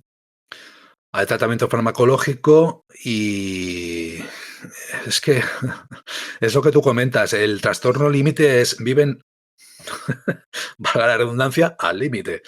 Una relación con una persona límite te va a llevar al cielo. En un momento dado vas a estar en una nube, o sea, todo genial, pero de golpe vas a ir al infierno. Es una relación súper tormentosa.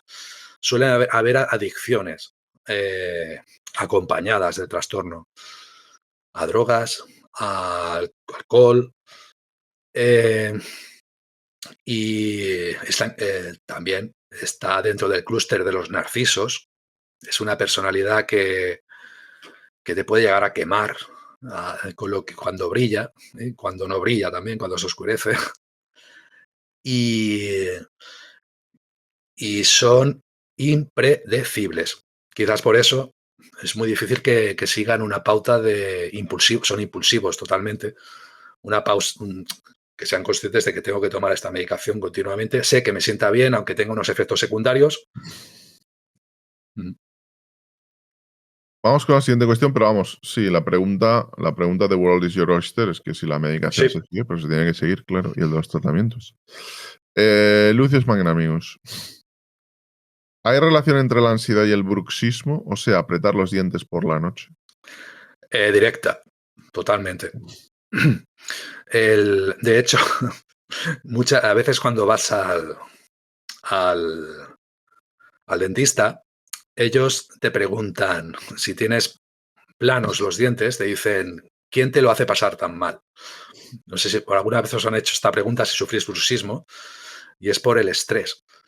Por la noche continuamos activados. Cuando el estrés durante el día ha sido muy elevado, por la noche no acaba de descansar el cuerpo, es lo que hemos comentado. Duermes, pero no descansas. Y aprietas la mandíbula. Por eso es bueno las férulas de descarga, llevar las férulas de descarga. Bueno, y tomarte también, yo recomiendo, no ansiolítico, pero tomar una valeriana, una infusión o unas pastillas de valeriana, una tila. Vamos con la siguiente cuestión. A ver, bueno, veo que hay muchas relacionadas con el componente genético de la depresión y de la ansiedad. Em, hay un componente genético también para la ansiedad, ¿no? Igual que hemos dicho que para la depresión, tiene que haber gente que está con la anticipación prácticamente de fábrica. Sí, bueno, como hemos comentado, el gen CONT sería uno de los indicadores, ¿no? El gen del preocupado, ¿no? Del cerebro preocupado. Esto es curioso.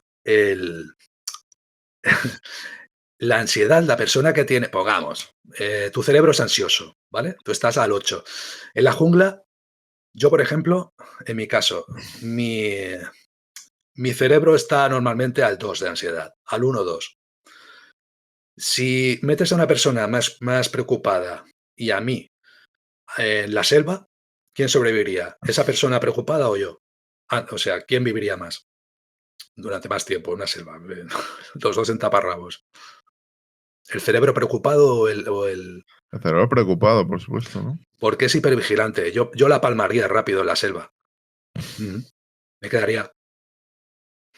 En cambio, el Vamos, preocupado es hipervigilante. Estaría controlando todo.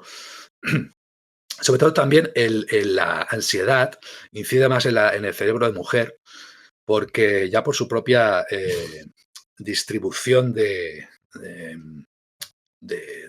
su mente, el cerebro de la mujer funciona, para entendernos de alguna forma, en modo distribuido. Y el cerebro de hombre en modo serial. Sería el generalizando. Y es más hipervigilante normalmente que el del hombre.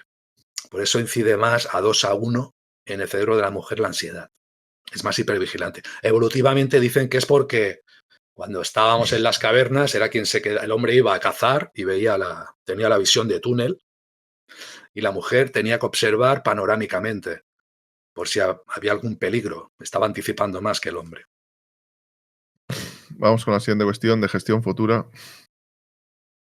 ¿Inflama la ansiedad los órganos? ¿Se puede detectar ansiedad mediante pruebas de laboratorio?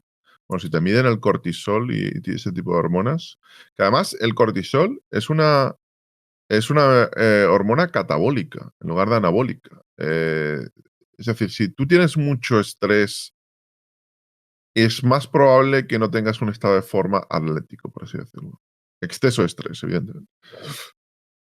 Perdona, que te he interrumpido. Gestión futura. ¿Inflaman los órganos? Porque has dicho que había inflamación del cuerpo, creo que al principio. ¿Se puede detectar la ansiedad mediante pruebas de laboratorio? Pues lo desconozco. Lo que sí sé es que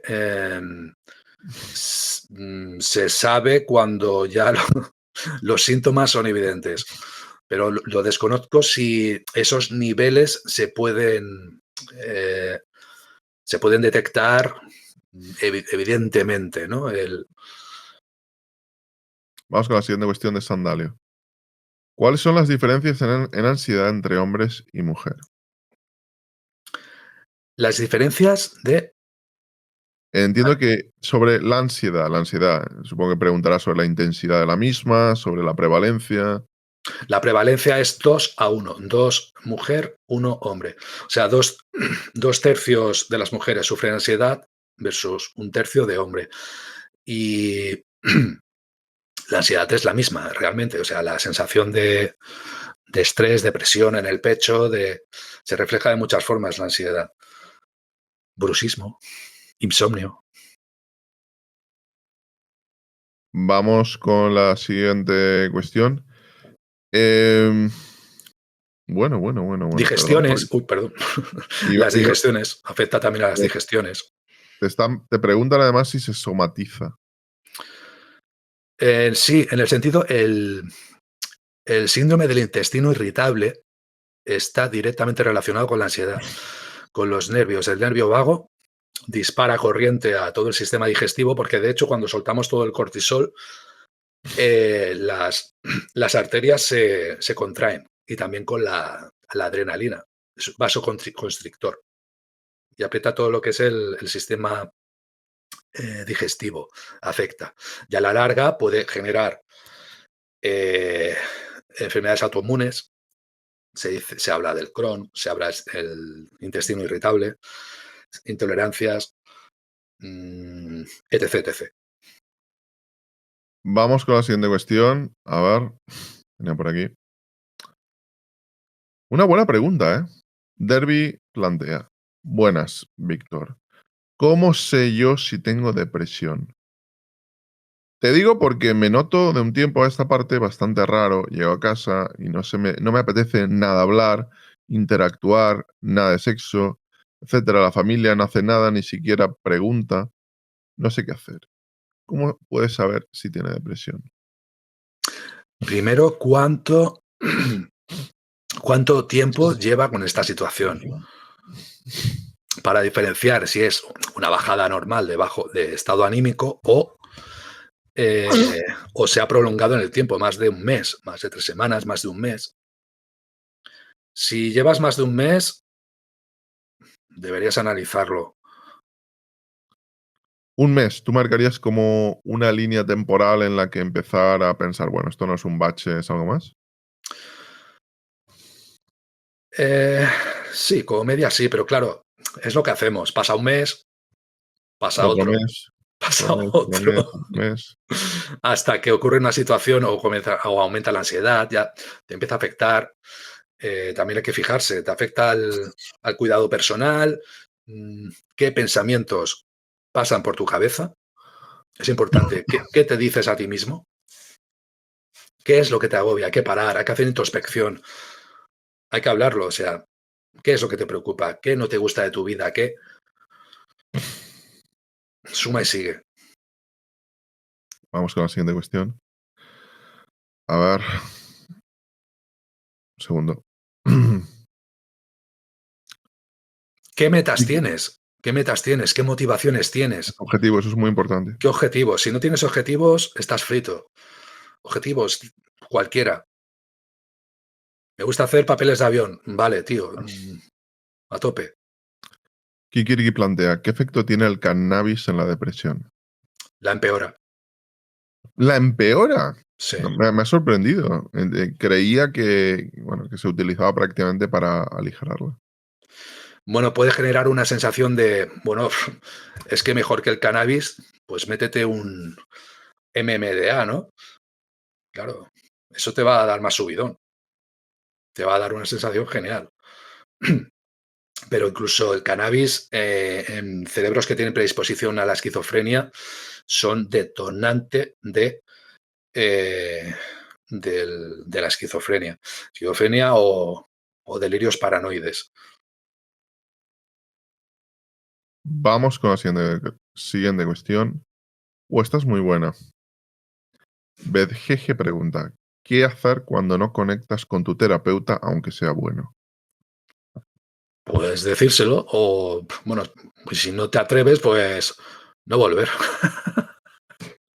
No, pues, a ver, tienes que plegar, es que vas a estar. O sea, es que encima vas a ir, eh, vas a pagar y luego te sentirás mal, habrá disonancia cognitiva porque dirás, ¿por qué le estoy pagando a este tío si no me está ayudando? O yo, y te entenderá el sentimiento de culpa de "Mm, mm, mm", plegar de cualquier manera.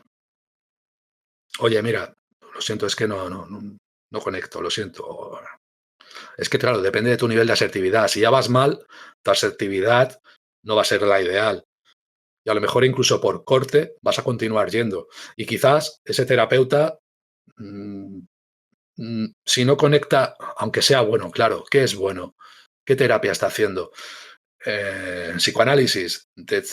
Mm, ¿Qué hablas en consulta? ¿Te manda deberes? ¿Tienes objetivos claros? ¿Cuánto va a durar? ¿Me das unas pautas claras de cuánto va a durar, cuánto va a durar la terapia o sine die? Son cosas que Siguiente, hay que valorar. siguiente cuestión del vomitorio. ¿Se toma en serio la depresión en la infancia y la adolescencia y la alta tasa de suicidios que hay en esas edades? No, ¿Qué pasa con la depresión en la adolescencia? la adolescencia es una de las etapas más complicadas del humano, porque el cerebro está en proceso de maduración. Bueno, ya sabéis que hasta los 25 años no acaba de madurar el cerebro, ¿no? Pero la adolescencia es terrible porque eh, la cantidad de hormonas que circulan por el cuerpo, corticotropina, eh, estrógenos, andrógenos, es brutal. Y todo lo vives mucho más vívidamente, ¿vale? Tus pensamiento abstracto no está totalmente conformado y todo lo vives a tope. Entonces te afecta la familia, los estudios, tu entorno de amistades y las redes sociales y la familia, lo que hemos hablado. No estamos preparados para detectar esos signos de aislamiento, ¿vale? Porque no, mi hijo va y se encierra en la habitación a jugar y está bien, pero no olvidemos que está el enmascaramiento, ¿vale? Intentamos disimular. Es algo inconsciente. La depresión en la infancia es curioso porque en la infancia ocurre a veces que el niño rebelde es contraintuitivo. Cuando el niño tiene ira y es rebelde, realmente no es que sea rebelde, sino que tiene depresión. Se muestra de manera distinta la depresión en ocasiones. ¿Y eso por qué? Perdón, ¿por qué un niño que tiene depresión es un niño rebelde? No, es una de las formas en que se puede mostrar en la infancia. Que me ha venido porque no lo detectas porque el enmascaramiento, pues el enmascaramiento de algunos niños en la infancia es la rebeldía. La El rebelde. enmascaramiento de ese malestar, porque ni el mismo niño sabe que tiene el bajo el estado anímico. por la situación familiar, por X razones. Siguiente cuestión de Tony 1991 Star. ¿Hay una sobremedicación en los casos de ansiedad y depresión? Ah, yo considero que sí, y sobre todo de ansiedad, porque conozco a muchas personas, ahora hablo del caso único, hago cherry picking, pero eh, uy, me he puesto nerviosa, pum. Uy, como si fueran caramelos. A ver. Vamos a trabajar un poco lo que hemos comentado, ¿no? Los pensamientos, porque vas cogiendo tolerancia, pero es verdad que hay personas que abusan de los ansiolíticos sobre todo. Los antidepresivos no suelen crear tanta problemática como de hecho, no se notan los efectos hasta pasados 3 meses o así. Lord Calleja pregunta, ¿el suicidio es una tendencia más del primer mundo? Mm, buena pregunta. Ayuda el entorno, del primer mundo. Ocurre en el primero, en el segundo y en el tercer mundo, pero ayuda a lo que hemos comentado, la presión social, ese tienes que ser el número uno, eres un fracasado si no tienes este coche, si no tienes esta vida, si no tienes este cuerpo, si no tienes es una presión que en otro entorno no tendrías, como en una tribu en el Amazonas. Vamos con la siguiente pregunta, Litus Go. Una persona que lleva varios años seguidos de depresión y acudiendo a distintos psiquiatras con distintos tratamientos sin resultados prolongados, ¿qué le recomendarías? Magneto magneto magnetoterapia, ¿cómo se llama? El magneto no me acuerdo del nombre. Estoy siguiendo últimamente a varios profesionales que utilizan la excitación por eh, electroimanes, ¿vale? De áreas del cerebro y tienen unos resultados muy buenos en depresiones de largo, de depresión crónica. Muy, muy buenos resultados. Magneto. Ostras. Luego, si lo pongo en Twitter, lo buscaré y os lo pongo, ¿vale? Añadida a Víctor Santana en Twitter, bueno, me seguís a mí, Jordi Yatzer, si no lo hacéis, nada, lo hacéis y veréis a él, pero bueno, él es @Víctor, no Víctor, Víctor Santana. Vito Santana. Joder. Víctor Santana, No, ¿no? Vito. Como Vito Vito, Corle Vito, como Vito Vito. como Vito No Corleone. Víctor, Vito Santanar. Vito Santanar. Bueno, buscáis Jordi Yatzer y está enlazado en el primer tweet. Bueno, vamos con la siguiente cuestión. A ver. ¿Sería mejor más terapia psicológica y menos terapia farmacéutica? Sí. Bastante escueto eso, ¿no? Sí. Seguro. Es que, el problema es que estamos enredados estamos aislados, en situaciones que si las comentamos con alguien con un profesional y te dicen: "Oye, que no te pasa nada, que eres normal, que esto a ti te pasa por esto, por lo otro", eso te ordena la mente, ¿vale? Ese cajón desastre, encajas todo en su sitio y la ansiedad se reduce, el estado anímico mejora. Em, la la lo que hablamos de la farmacia es atenuar algo, temporalmente. La terapia lo que hace es ayudarte en el largo plazo. Vamos con la siguiente cuestión de Olqua. ¿La mayoría de los suicidios se podrían evitar o no?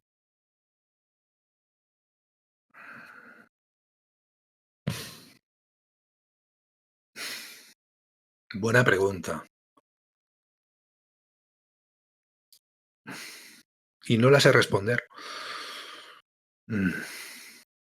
Es muy, muy complejo. La mayoría, algunos sí, la mayoría es que es tan complejo, es tan multifactorial, como hemos comentado antes, influyen tantos factores y sobre todo el de apoyo, el de red social, que es muy difícil. Diego pregunta, ¿hay alguna alternativa a la psicología y a la psiquiatría? Porque llevo 6 años en ese círculo.